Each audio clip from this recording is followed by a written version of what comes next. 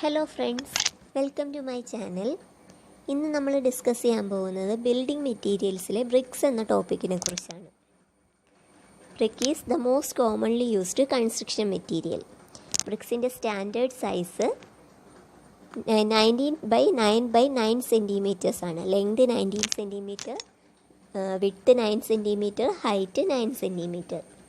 ഇനി അതിൻ്റെ nominal size പറയും. നോമിനൽ സൈസ് എന്ന് പറയുമ്പോൾ മോട്ടാർ ജോയിൻ്റൂടെ ആഡ് ചെയ്തിട്ടുള്ളതാണ്.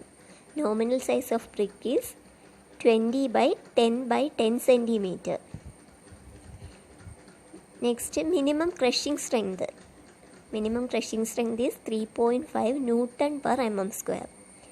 ചില ക്വസ്റ്റ്യൻസിൽ ചോദിച്ച് കണ്ടിട്ടുണ്ട് ഫസ്റ്റ് ക്ലാസ് ബ്രിക്സിൻ്റെ മിനിമം ക്രഷിംഗ് സ്ട്രെങ്ത് എത്രയാണ്. ഓപ്ഷൻ ചിലപ്പോൾ kg/cm².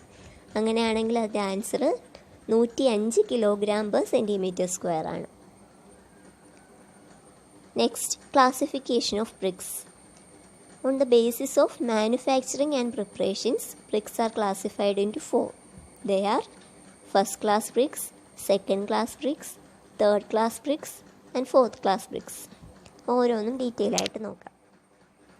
ആദ്യത്തെ first class BRICS. They are table molded and burned in kilns. Standard shape, edges are sharp, square, smooth and straight. Used for superior work of permanent nature. അപ്പോൾ first class brick എങ്ങനെയാണ്? Table moulded ആണ്. അതുപോലെ തന്നെ burn ചെയ്യുന്നത് എവിടെയാണ്? കിൻസിൽ വെച്ചിട്ടാണ്. ഇതിന് standard സൈസും ഷേപ്പും ഒക്കെയാണ്. എഡ്ജൊക്കെ നല്ല ഷാർപ്പാണ്. സർഫസ് സ്മൂത്തും സ്ട്രെയിറ്റും ഒക്കെയാണ്. ഇത് നമ്മൾ മെയിനായിട്ടുള്ള പെർമനൻറ്റ് സ്ട്രക്ചേഴ്സിനൊക്കെ ആണ് യൂസ് ചെയ്യുന്നത്. Next, second class bricks. Ground moulded and burned in kilns. Surface is rough and shape is irregular. Edges are not sharp and uniform. Used at places where brick work is to be provided with a coat of plaster. Second class brick ground moulded ആണ്. അത് burn ചെയ്യുന്നത് കിൻസിൽ തന്നെയാണ്, പക്ഷേ ground moulded ആണ്. അതിൻ്റെ surface rough surface ആയിരിക്കും. Shape irregular ആയിരിക്കും. Correct ബ്രിക്സിൻ്റെ correct shape വരത്തില്ല, ഇറഗുലർ ഷേപ്പിൽ വരും. അതുപോലെ തന്നെ അതിൻ്റെ എഡ്ജൊക്കെ ഷാർപ്പ് യൂണിഫോം ഒന്നും ആയിരിക്കില്ല. ഇത് യൂസ് ചെയ്യുന്നത് നമ്മൾ ബ്രിക്ക് വർക്ക് ചെയ്തിട്ട് പ്ലാസ്റ്റർ ചെയ്യുന്നുണ്ടെങ്കിൽ അങ്ങനെയുള്ള വർക്കിനൊക്കെ സെക്കൻഡ് ക്ലാസ് ബ്രിക്ക് യൂസ് ചെയ്യാറുണ്ട്. Next, third class bricks. Third class bricks ground moulded and burned in clamps. Rough surface with irregular and distorted edge. Used for unimportant and temporary structures. Third class ബ്രിക്കും ground moulded ആണ്. അത് burn ചെയ്യുന്ന എവിടെയാണ്? ക്ലാംസിലാണ്. അതിൻ്റെ സർഫസും second ക്ലാസ്സിനെ പോലെ തന്നെ rough സർഫസാണ്, irregular ഷേപ്പാണ്, ഡിസ്റ്റോർട്ടഡ് എഡ്ജാണ്. അങ്ങനെ ഇത് യൂസ് ചെയ്യുന്നത് ഇപ്പോൾ എന്തെങ്കിലും ടെമ്പററി സ്ട്രക്ചറൊക്കെ കിട്ടുന്നുണ്ടെങ്കിൽ നമ്മൾ തേർഡ് ക്ലാസ് ബ്രിക്സ് യൂസ് ചെയ്യാറുണ്ട്. Next, fourth class bricks. They are over burn bricks, irregular and dark colour, used as aggregate for concrete in foundations, floors, roads etcetera. Fourth class bricks എന്ന് പറയുന്നത് over burn ആയിപ്പോയ BRICS ആണ്. ഇതിൻ്റെ colour dark കളറായിരിക്കും. അതുപോലെ തന്നെ shape regular ഷേപ്പാണ്. ഇത് aggregate ആയിട്ടാണ് use ചെയ്യാറുണ്ട്. കോൺക്രീറ്റിൻ്റെ അഗ്രിഗേറ്റ് ആയിട്ട്. കാരണമെന്ന് പറഞ്ഞാൽ ഇത് ഓവർ ബേൺഡ് ആയതുകൊണ്ട് അതിന് നല്ല കോമ്പാക്ട് സ്ട്രക്ചർ ആയിരിക്കും. അതുകൊണ്ട് അത് നല്ല സ്ട്രോങ് ആയിരിക്കും. അതുകൊണ്ടാണ് കോൺക്രീറ്റിൽ അഗ്രിഗേറ്റ് ആയിട്ട് യൂസ് ചെയ്യുന്നത്.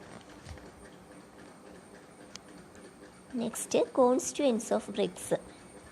മെയിനായിട്ടുള്ള കോൺസ്റ്റുവൻസ് ആണ് നമ്മളിവിടെ ഡിസ്കസ് ചെയ്യുന്നത്. മൂന്നാമത്തെ silica, 2 alumina, third one lime, fourth iron oxide, fifth magnesium. സിലിക്കയാണ്. Bricks contains about 50% of silica, responsible for preventing cracking, shrinking and warping of raw bricks. Affects the durability of bricks. If present in excess, then it destroys the cohesion between particles and the brick become brittle. ബ്രിക്സിൽ ഏറ്റവും കൂടുതലുള്ളത് സിലിക്കയാണ്. About 50% സിലിക്കയാണുള്ളത്. ഇത് ബ്രിക്സിനുണ്ടാകുന്ന ക്രാക്കിങ്ങിനെ, ഷ്രിങ്കിങ്ങിനെയും വാർപ്പിങ്ങിനെയൊക്കെ prevent ചെയ്യും. Also affects the durability. അപ്പോൾ silica കൂടുതലായി കഴിഞ്ഞാൽ ബ്രിക്സിൻ്റെ particles തമ്മിലുള്ള cohesion നഷ്ടപ്പെട്ടിട്ട് BRICS പെട്ടെന്ന് തന്നെ പൊട്ടിപ്പോകാനുള്ള ചാൻസ് ഉണ്ട്. രണ്ടാമത്തെ അലൂമിന.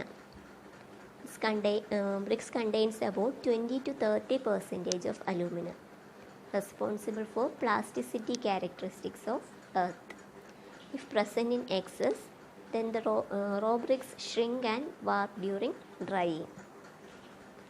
അലൂമിന 20-30% ഉണ്ട് ബ്രിക്സിൽ. അത് റെസ്പോൺസിബിൾ ഫോർ പ്ലാസ്റ്റിസിറ്റി ക്യാരക്ടറിസ്റ്റിക്സ്. ആ ബ്രിക്ക് ഉണ്ടാക്കുന്ന ബ്രിക്ക് എർത്തിൻ്റെ പ്ലാസ്റ്റിസിറ്റി ക്യാരക്ടറിസ്റ്റിക്സിന് റെസ്പോൺസിബിളാണ്. അപ്പോൾ അത് കൂടിക്കഴിഞ്ഞാൽ, അലൂമിന കൂടിക്കഴിഞ്ഞാൽ ബ്രിക്സ് പെട്ടെന്ന് ചുരുങ്ങിപ്പോവുകയും അതുപോലെ തന്നെ ഉണക്കുന്ന സമയത്ത് അതിന് വളമൊക്കെ വരാനും ചാൻസ് ഉണ്ട്. Lime contains about 5-10% in a good brick earth. It prevents shrinkage of bricks on drying. It causes silica and clay to melt on burning and thus helps to bind it. Excess of lime causes the bricks to melt and loses its shape. ബ്രിക്സിൽ 5-10% ലൈമാണ്. അപ്പോൾ BRICS ഉണക്കുന്ന സമയത്ത് ഉണ്ടാകുന്ന ഷ്രിങ്കേജിനെയൊക്കെ ഇത് prevent ചെയ്യും. അതുപോലെ തന്നെ burn ചെയ്യുമ്പോഴത്തേക്ക് ഈ ക്ലേയിലുള്ള സിലിക്കയെ melt ചെയ്തിട്ട് അത് ബൈൻഡ് ചെയ്യാനായിട്ട് ഹെൽപ്പ് ചെയ്യും. പിന്നെ ലൈം കൂടുതലായി കഴിഞ്ഞാൽ ബ്രിക്സ് മെൽറ്റായിട്ട് അതിൻ്റെ ഷേപ്പ് തന്നെ നഷ്ടപ്പെടാം. Fourth one, iron oxide. contain about 5-7%. It gives red color to the bricks. It improves impermeability and durability. It gives strength and hardness. If present in excess, then the color of brick becomes dark blue or blackish. Iron oxide 5-7% ആണ് ബ്രിക്സിലുള്ളത്. ഈ ബ്രിക്സിന് red colour വരാൻ കാരണം iron oxide ഉള്ളതുകൊണ്ടാണ്. ഇത് ബ്രിക്സിൻ്റെ ഇംപെർമിബിലിറ്റിയും ഡ്യൂറബിലിറ്റിയൊക്കെ improve ചെയ്യിക്കും. അതുപോലെ തന്നെ നല്ല സ്ട്രെങ്തും ഹാർഡ്നെസ്സും ഒക്കെ കൊടുക്കും ബ്രിക്സിന്. അയൺ ഓക്സൈഡ് കൂടുതലായി കഴിഞ്ഞാൽ ബ്രിക്സിൻ്റെ കളറ് ഡാർക്ക് ബ്ലൂ അല്ലെങ്കിൽ ബ്ലാക്കിഷ് കളറാണ്. Magnesia contains about 1%. Magnesium in brick earth imparts yellow tint to the brick. It is responsible for reducing shrinkage. Excess of magnesia leads to the decay of bricks. അപ്പം ബ്രിക്സിൽ 1% magnesium ഉള്ളൂ. Brick എർത്തിലുള്ള magnesium ബ്രിക്സിനൊരു yellow tint impart ചെയ്യും. അതുപോലെ തന്നെ ഷ്രിങ്കേജിനെ ഇത് reduce ചെയ്യും. മഗ്നീഷ്യം കൂടുതലായി കഴിഞ്ഞാൽ ബ്രിക്സ് പെട്ടെന്ന് ഡീക്കേ ആയി പോകാൻ ചാൻസ് ഉണ്ട്. Next, test on bricks. ബ്രിക്സിൻ്റെ ക്വാളിറ്റി അറിയാൻ വേണ്ടിയിട്ട് കുറച്ച് ടെസ്റ്റ് നമ്മൾ ചെയ്യാറുണ്ട്. അതെന്തൊക്കെയാണെന്ന് നോക്കാം. First one, compressive strength test. Second, water absorption test. Third, efflorescence test. Fourth, hardness test.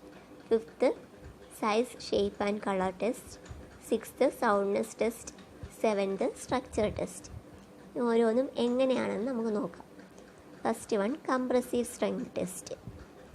In this test, a brick specimen is put on crushing machine and applied pressure till it breaks. The ultimate pressure at which brick is crushed is taken into account. Repeat the step for 5 bricks. An average result is taken as brick's compressive or crushing strength. അപ്പോൾ compressive strength test ചെയ്യുന്നത് നമ്മളൊരു 5 BRICS എടുക്കണം. 5 BRICS എടുത്തിട്ട് ഓരോന്നും crushing മെഷീനിൽ വെച്ചിട്ട് pressure apply ചെയ്യണം.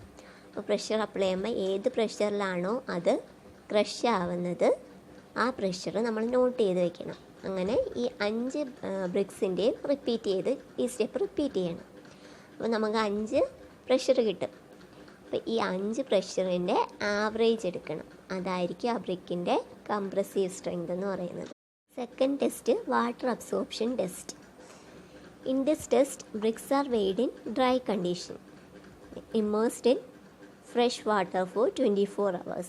After 24 hours, taken out from water and wiped out with a cloth. Then brick is weighed in wet condition. The difference between the weight is the water absorbed by bricks. The percentage of water absorption is then calculated.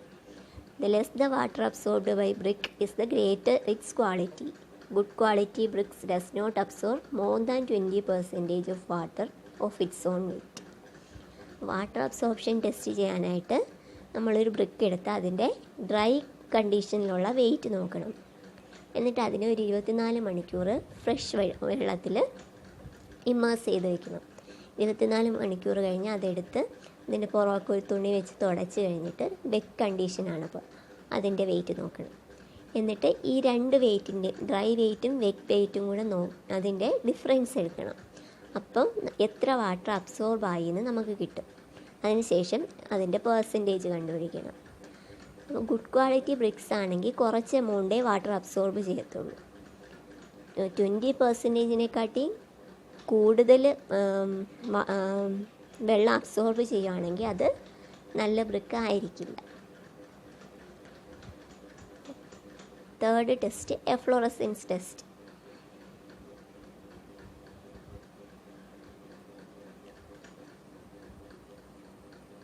In this test, a brick is immersed in fresh water for 24 hours and then taken out from water and allowed to dry in shade. If the whitish layer is not visible on surface, it proves that the absence of alkalis in bricks. If the whitish layer visible about 10% of the brick surface, then the presence of alkalis is in acceptable range. That is about 50% of surface, then it is moderate. If the alkalis presence is over 50%, then the brick is severely affected by alkalis. Efflorescence test ചെയ്യാനായിട്ട് നമ്മളൊരു brick എടുത്ത് 24 hours വാട്ടറിൽ immerse ചെയ്ത് വെച്ചു. എന്നിട്ട് അതെടുത്ത് ഉണക്കും, നന്നായിട്ട് dry ആയിരിക്കും. അപ്പം ഉണക്കി കഴിയുമ്പോൾ അതിൻ്റെ സർഫസിൽ ഒരു വൈറ്റിഷ് ലെയർ ഉണ്ടാവുകയാണെങ്കിൽ ഇതിൽ എഫ്ലോറസെൻസ് ഉണ്ടെന്നാണ്.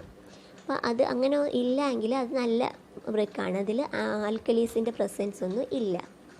ഇനി അതിൽ ഉണ്ട്, അതിൻ്റെ സർഫസിൻ്റെ 10% വൈറ്റിഷ് ലെയർ ഉള്ളതെങ്കിൽ അതിൽ ആൽക്കലീസിൻ്റെ പ്രസൻസ് ഒരു അക്സെപ്റ്റബിൾ റേഞ്ചിലാണ് ഉള്ളത്. അബൌട്ട് 50% ആണെങ്കിൽ അത് മോഡറേറ്റ് റേഞ്ചിൽ. അപ്പോൾ അതിലും കൂടുതലുണ്ടെങ്കിൽ അത് സിവിയർലി അഫക്റ്റഡ് ബൈ ആൽക്കലീസാണ്. Hardness test. In this test, a scratch is made on the brick surface with a hard thing. If that does not left any impression on brick, then that is good quality brick. Hardness test ചെയ്യാൻ വേണ്ടിയിട്ട് നമ്മളൊരു brick എടുത്തിട്ട് അതിനെന്തെങ്കിലും ഹാർഡായിട്ടുള്ള എന്തെങ്കിലും വെച്ച് ഒരു scratch ചെയ്യണം. ആ സ്ക്രാച്ച് അവിടെ തന്നെ സ്ക്രാച്ച് അതുപോലെ കാണുമെങ്കിൽ നല്ല ക്വാളിറ്റി അല്ല. സ്ക്രാച്ച് പോവുകയാണെങ്കിൽ അത് ഗുഡ് ക്വാളിറ്റി ബ്രിക്സ് എന്ന് നമുക്ക്. Next size, shape and colour test. In this test randomly collected 20 bricks are staked along lengthwise, widthwise and heightwise, and then those are measured to know the variation of sizes as per standard. Bricks are closely viewed to check if its edges are sharp and straight and uniform in shape. A good quality brick should have bright and uniform color throughout. Size, shape and colour ടെസ്റ്റിൽ നമ്മളൊരു 20 bricks എടുത്തിട്ട് ആ length wise, width wise, height wise നമ്മൾ arrange ചെയ്ത് വെച്ചിട്ട് അതിനെ measure ചെയ്യുമ്പോൾ എന്തെങ്കിലും വേരിയേഷൻ ഉണ്ട്, സൈസിൽ എന്തെങ്കിലും വേരിയേഷൻ ഉണ്ടെങ്കിൽ നമുക്കറിയാൻ പറ്റും. അതിൻ്റെ ഷേപ്പിന് എന്തെങ്കിലും വ്യത്യാസം ഉണ്ടോ എന്ന് അറിയാൻ വേണ്ടിയിട്ട് ഓരോ ബ്രിക്ക് നമ്മൾ അതിൻ്റെ എഡ്ജസൊക്കെ സ്ട്രെയിറ്റ് ആണോ എന്ന് നോക്കും. പിന്നെ കളറിൽ നല്ല ക്വാളിറ്റി ബ്രിക്സ് ആണെങ്കിൽ നല്ല ബ്രൈറ്റ് ആൻഡ് യൂണിഫോം കളറായിരിക്കും ബ്രിക്സിനുള്ളത്. Next soundness test. In this test, 2 bricks are held by both hands and struck with one another. If the bricks give clear metallic ringing sound and don't break, then those are good quality bricks. Soundness test ചെയ്യാൻ വേണ്ടിയിട്ട് നമ്മൾ 2 കയ്യിൽ ഓരോ BRICS എടുക്കണം. BRICS എടുത്തിട്ട് അത് തമ്മിൽ സ്ട്രക്ക് ചെയ്യുമ്പോഴത്തേക്ക് അത് പൊട്ടിപ്പോകാതെ നല്ല മെറ്റാലിക് സൗണ്ട് ആണെങ്കിൽ അത് ഗുഡ് ക്വാളിറ്റി ബ്രിക്സ് എന്ന് പറയാം. Next structure test. In this test, a brick is broken or a broken brick is collected and closely observed. If there are any flaws, cracks or holes present on that broken face, then that is not good quality brick. Structure ടെസ്റ്റിൽ നമ്മളൊരു BRICS എടുത്ത് അത് പൊട്ടിക്കണം, അല്ലെങ്കിൽ ബ്രോക്കണായി കിടക്കുന്ന BRICS എടുത്തിട്ട് അതിൻ്റെ പൊട്ടിയ വശത്ത് നോക്കണം. അവിടെ എന്തെങ്കിലും ക്രാക്കോ ഹോളോ അങ്ങനെ എന്തെങ്കിലും ഉണ്ടെങ്കിൽ അത് ഗുഡ് ക്വാളിറ്റി ബ്രിക്ക് അല്ല. Next, manufacturing of BRICS. The following operations are involved in the manufacturing of bricks. First, preparation of clay. Second, molding. Third, drying. Fourth, burning. ബ്രിക്സിൻ്റെ മാനുഫാക്ചറിങ്ങിൽ ഈ 4 സ്റ്റെപ്സാണുള്ളത്. Preparation of clay, moulding, drying and burning. ഈ ഓരോ സ്റ്റെപ്പും detail ആയിട്ട് പറയാനുണ്ട്. ഇത് നമുക്ക് നെക്സ്റ്റ് വീഡിയോയിൽ ചെയ്യാം.